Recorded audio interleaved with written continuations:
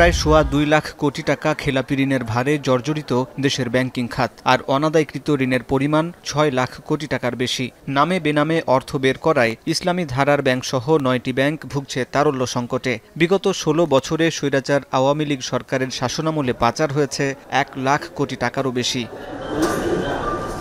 বৃহস্পতিবার ব্যাংক সহ দেশের আর্থিক খাতের সার্বিক বিষয় নিয়ে অর্থ উপদেষ্টার সঙ্গে আলোচনা করতে সচিবালয়ে আসেন বেসরকারি খাতের ব্যাংক উদ্যোক্তাদের সংগঠন বিএবি। বৈঠক শেষে সংগঠনটির সভাপতি বলেন, আওয়ামী লীগ সরকারের পৃষ্ঠপোষকতায় দেশে এস আলমের মতো ব্যাংক লুটেরা তৈরি হয়েছে।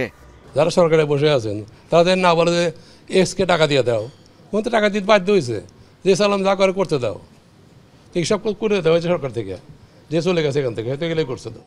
আমরা কিছু জানি না, তো সরকার চাই যে পলিসি সিস্টেম আছে, সিস্টেম সুন্দর হতে হবে, পলিসি ভালো হতে হবে, যাতে আমরা কম দামে লোন নিতে পারি এবং টাকা ফেরত পাইতে পারি।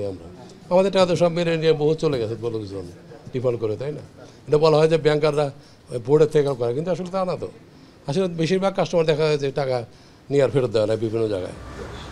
বৈঠকে ব্যাংক ব্যবস্থা সচল করতে নীতি নির্ধারক ও অংশীজনদের সাথে সমন্বয় করে সিদ্ধান্ত নেওয়ার আহ্বান জানান ব্যাংকাররা। পাচার হওয়া টাকা ফেরাতে সরকারকে দ্রুত উদ্যোগ নিতে গুরুত্বারোপ করেন তারা।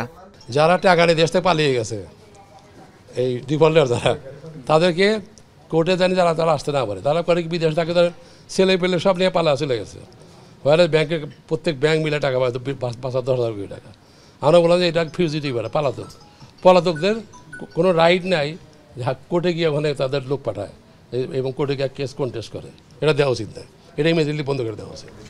পরে অর্থ উপদেষ্টা বলেন, ব্যাংকারদের মতামতকে গুরুত্ব দিবে সরকার। গ্রাহকরা চাইলে ঋণ দেওয়ার আহ্বান জানিয়ে উপদেষ্টা বলেন, তবে বিগত দিনের মতো ভুল করা যাবে না।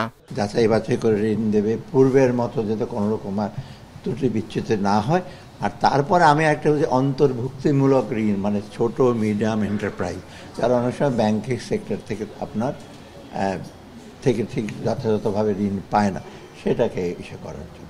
আর সর্বোপরি আমি বলছি, গভর্নেন্সটা, স্বচ্ছতা, জবাবদিহিতা এবং পরিচালন এবং গভর্নেন্সের জন্য সুষ্ঠু করে। লুটেরাদের হাতে ধসে পড়া ব্যাংক খাতের সংস্কারে সুদের হার বাড়ানোর উদ্যোগ নিয়েছে সরকার। পাশাপাশি দুর্বল 4টি ব্যাংকের উপর গ্রাহকের আস্থা ফেরাতে 945 কোটি টাকা তারল্য সহায়তা নিয়ে পাশে দাঁড়িয়েছে দেশের সবল 5 ব্যাংক। হাসিব বিল্লাহ, এখন, ঢাকা। 250টিরও বেশি ডিজাইন অপশন নিয়ে ওয়ালটন স্মার্ট ফ্রিজ, বোঝে আপনার প্রয়োজন।